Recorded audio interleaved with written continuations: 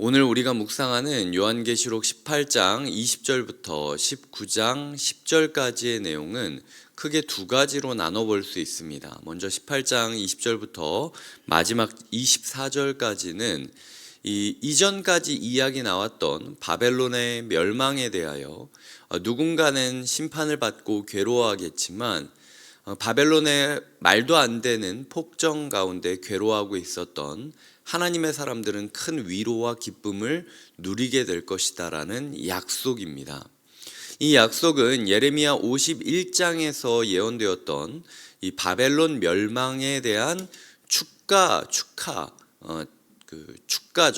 찬양을 인용하면서 그 어떤 제국이라 할지라도 결국은 무너지게 될 것이고, 하나님께서는 그 무너지는 제국 앞에서 한 영혼 한 영혼들의 가치를 회복하실 것이다 라는 것이 오늘 내용이고요.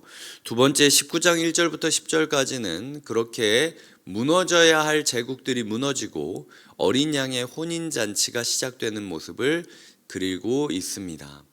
오늘 말씀을 묵상하며 저는 몇 가지를 기도 제목으로 삼게 되었는데요.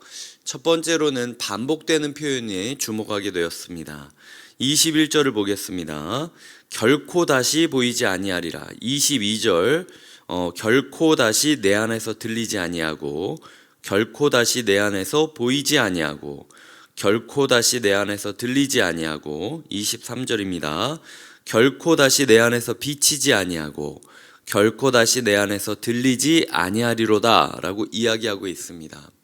결단코 다시는 이런 일이 없을 것이다 라는 표현이 반복됨으로써 기회가 지난 이후에는 돌아오지 않을 장면들이 있음을 알려주고 있다라는 것이죠. 어제도 이야기 드렸듯 회개해야 할 때 회개하지 않는다면 결코 다시 돌아오지 않는 장면이 있을 것이고, 끝까지 인내하는 자들에게는 하나님께서 결코 다시 보여주지 않는 은총의 섭리가 있다라는 것을 말하고 있다라는 것이죠. 오늘 이 순간이 하나님 앞에서 어떻게 평가될 것인가, 오늘 이 순간이 결코 다시 오지 않을 순간으로 지워지지는 않을까, 내가 그런 순간에 함께하고 있지는 않은가 돌아보면서 우리의 삶 가운데 끊임없이 회개를 하고 하나님께 몸부림쳐야 됨을 깨닫게 되는 시간이었습니다. 두 번째로는 또 반복되는 표현이 19장에 등장하는데요.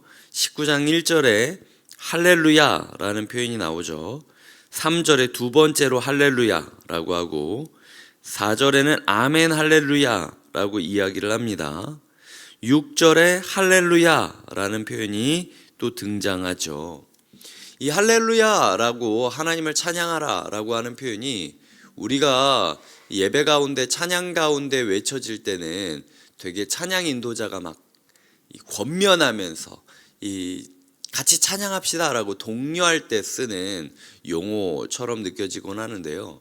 19장에서는 할렐루야송이, 할렐루야 고백이 마치 그냥 하늘에서 빗방울이 떨어지듯 너무나도 자연스럽게 이루어지고 있는 모습을 그리고 있는 것입니다. 모든 사람들이 할렐루야 할렐루야 릴레이를 하면서 하나님께 찬양을 돌리려고 애쓰는 모습들, 결국 어린 양의 혼인잔치가 우리의 삶에 일어나는 그 증거가 무엇인가, 그리고 그 시작점이 무엇인가, 우리의 삶에 하나님을 찬양하고 싶다라는 찬양의 열망, 찬양의 욕구, 그리고 찬양을 향한 동료가 일어나게 될 때 우리는 하늘나라 백성으로 살아갈 수 있다라는 거죠. 천국이 임할 때 막 어렵고 판타지적인 모든 게 임하는 것이 아니라 가장 중요한 건 찬양을 물고 찬양이 찬양으로 이어지는 모습이 일어나는 것이 어린 양의 혼인잔치의 특징이라는 것입니다. 그렇게 찬양 가운데 하나님께 영광을 돌리고 있는가? 1절에 보면 구원과 영광과 능력이 우리 하나님께 있도다 라고 이야기하는데, 이 구원과 능력과 영광은 당시 로마 황제가 진정한 구원은 나에게만 있다, 진정한 영광은 나에게만 있다, 진정한 능력은 나에게만 있다, 이 로마 황제가 자신을 칭할 때 구원과 영광과 능력이라는 단어를 사용했어요. 근데 사도 요한은 지금 이 순간 하나님의 말씀을 받아서 로마 황제가 자기의 것이다라고 주장했던 구원과 영광과 능력이 사실은 하나님께 있음을 확인하게 되었다라고 외치고 있는 것이죠. 이런 부분에 있어서 우리가 찬양이 이어지고 있는지를 돌아보는 하루를 삼자라는 것이 두 번째 묵상이었습니다. 첫 번째로는 결코 다시라는 단어를 묵상했고, 두 번째로는 할렐루야라는 단어를 묵상했습니다. 세 번째로는 8절부터 10절까지의 메시지입니다. 8절부터 10절까지를 보면은 할렐루야라고 외치는 자들이 어떤 옷을 입었는지를 그리고 있는데요. 세마포 옷을 입었다라고 이야기하고 있습니다. 세마포 옷은 대제사장만 입는 옷 중 하나였습니다. 이 대제사장의 옷을 표현할 때 세마포 옷을 이야기했거든요. 하얀색 옷, 깨끗한 세마포 옷을 입은 대제사장처럼 성도들도 하나님 앞에서 제사장의 역할을 감당하게 될 것이다. 예배의 통로가 될 것이다 라고 이야기하는 것이 말씀이죠. 근데 그 세마포 옷이 뭐라고 이야기를 하죠? 8절에 보면 옳은 행실이다 라고 이야기하는 거죠.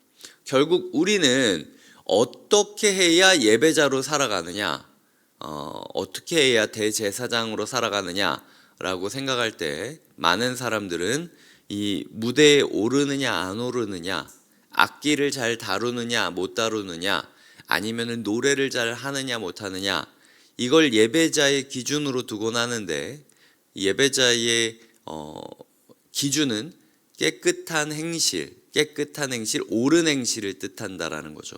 삶의 예배가 이어져야만 하나님의 제사장으로 사역할 수 있고, 그런 이들이 모여서 할렐루야 릴레이를 하는 것이 마지막 시대의 모습이라는 것입니다. 그렇게 옳은 행실은 하지만 동시에 10절에 보면은 종이다, 우리는 결국 종이다 라고 이야기하고 있지 않습니까? 정말 이런 기쁜 메시지를 알려주는 천사 같은 사람한테 절하려고 하니까 나한테 절할 필요 없다, 나도 그냥 종일 뿐이다 라고 이야기를 하면서 모든 영광을 하나님과 예수 그리스도에게만 돌리는 것, 그것이 그들의 모습이었죠. 착한 행실, 하지만 그렇게 착한 행실을 하는데도 불구하고, 옳은 행실을 하는데도 불구하고 종의 길을 걷고 있는 자들, 나에게 영광을 돌리지 말라라고 이야기하는 거죠. 그리고 그 중심의 구절을 보면 복이 있도다, 축복의 메시지를 전하는 축복의 사도들이 되는 것이죠. 결국은 이게 우리가 어린 양의 잔치에 참여하는 자들로서 그러한 자들답게 살아가는 삶의 방식이라는 거죠. 옳은 행실을 종의 마음으로 축복을 빌면서 살아가는 것, 이런 삶이 우리 가운데 있기를 꿈꿔야 된다라는 것입니다. 말씀을 맺겠습니다.